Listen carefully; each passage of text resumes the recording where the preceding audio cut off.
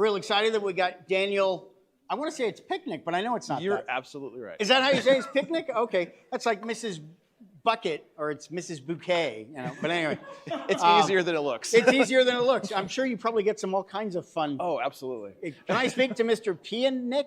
Yeah. Well, that that's when you go. one. Sorry, Yeah, doesn't live here, and you hang up. They want to make it sound foreign or something Right. like that. Yeah. There you go. So, finding the missing piece, improving your job hunt message. Which anybody looking for a job? I'm sorry. Good luck. Okay. Let's hope Daniel's got the solution for you. Daniel, it's all yours. Take it away, sir. Thank you. First off, good afternoon. It's really good to see everyone here. This is really cool, actually. Can we give all the volunteers a round of applause? Thanks for putting on a good show. I've been part of this community for a long time. Actually go back to double digits for the cyber threat brief, but I've been team replay pretty much most of that time. What's your handle? Witherwolf or Fox or Daniel. It depends on where it is. Depends on what it is. But I keep seeing folks that come forward and sharing information, helping others, which is really, really great about this community. But I always hung back because I was never quite sure if I had anything that could be beneficial. Well, that was my excuse, right? In fact, this is my New Year's resolution, was to be better at the professional networking. I took this one a little too far. Yep. Well, I'm here to share an experience.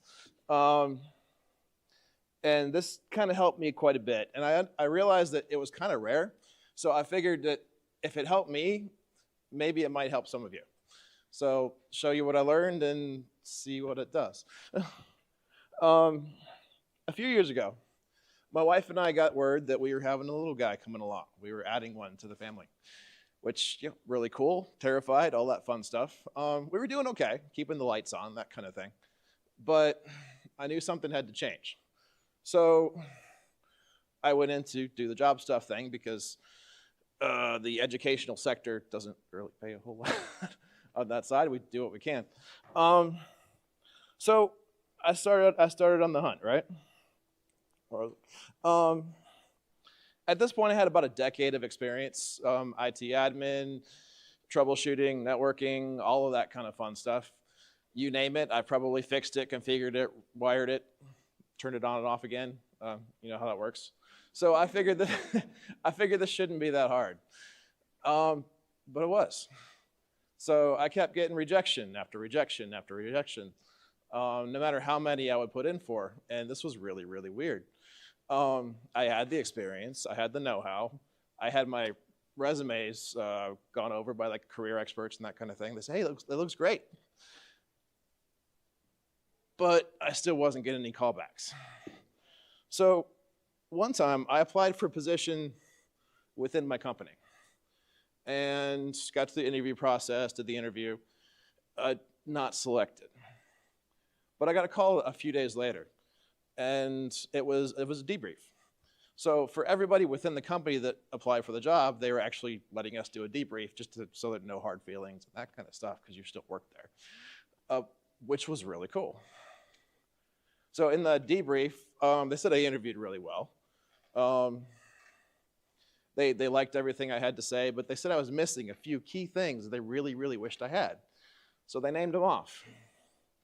As they were naming them off, I was like, well, I've done that for ages. I've done that for ages. I have a ton of that. So aside from the facepalm of I should have had this job, what's wrong? If they didn't know, so what they knew about me is what I gave them. And if they didn't have the full picture, it was because I wasn't providing the picture that I thought that I was. So this kind of turned into a little bit of an internal look.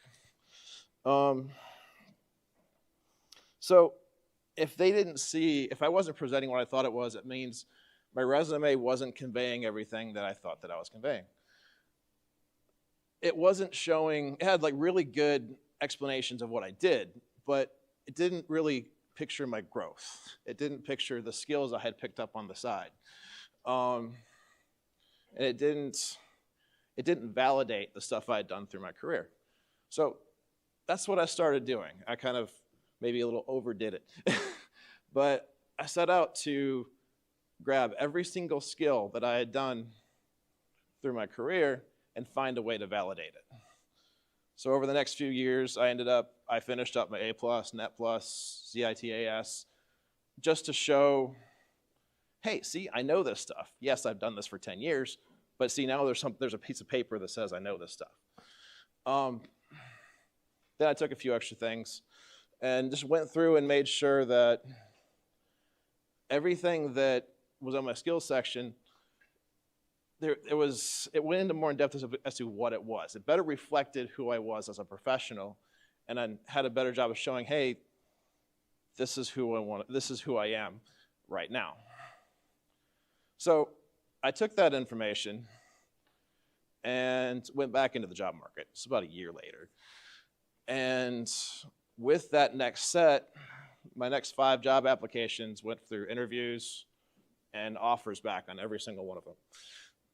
So what I learned is we may not necessarily know what kind of, I'm going faster than I thought, sorry.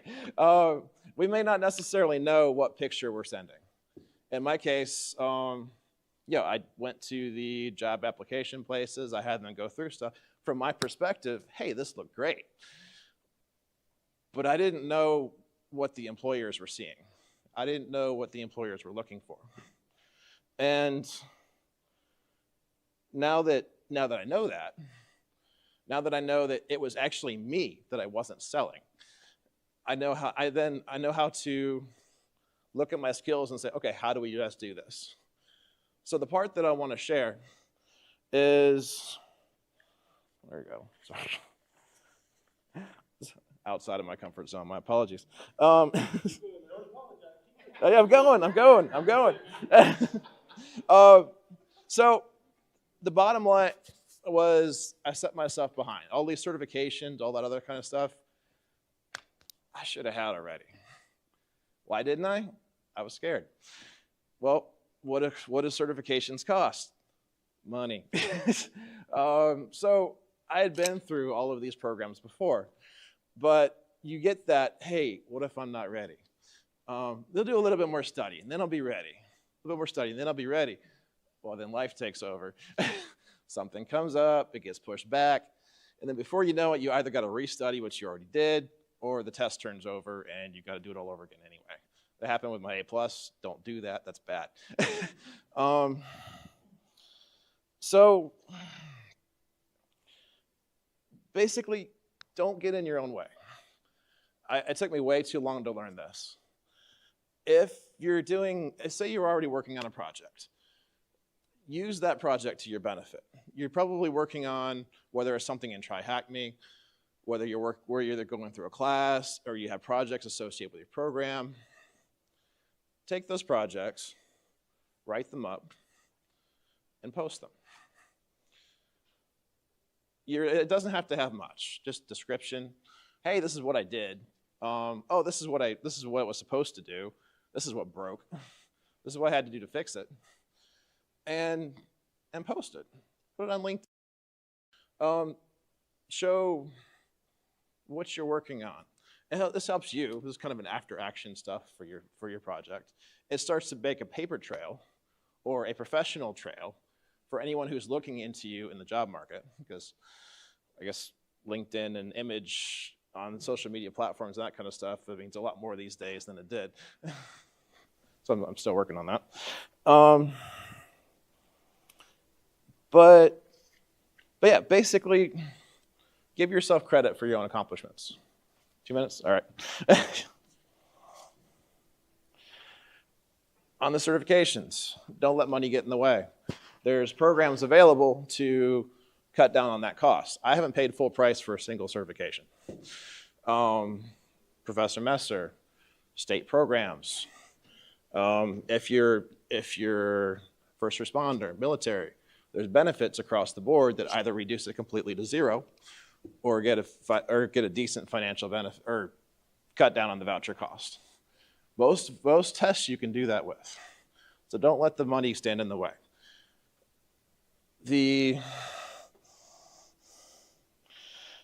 Much of these are free.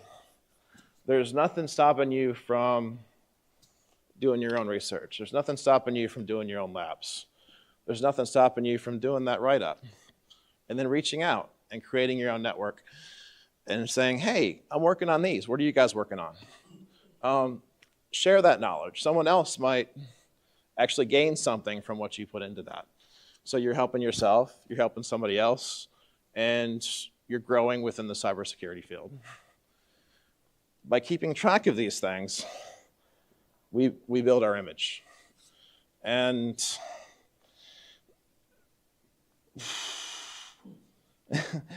basically, these steps made it so that I was able to take what I had before, which was a cut and dry kind of, hey, just described what I did, and it changed that to, this is who I am as a professional.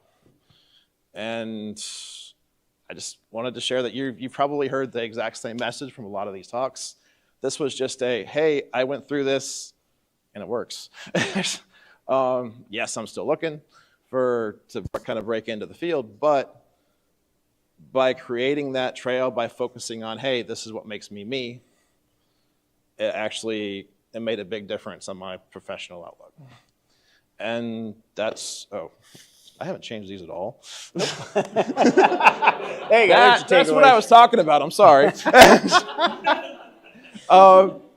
Most importantly, thank you. Enjoy the conference and #TeamSC. Heck yeah.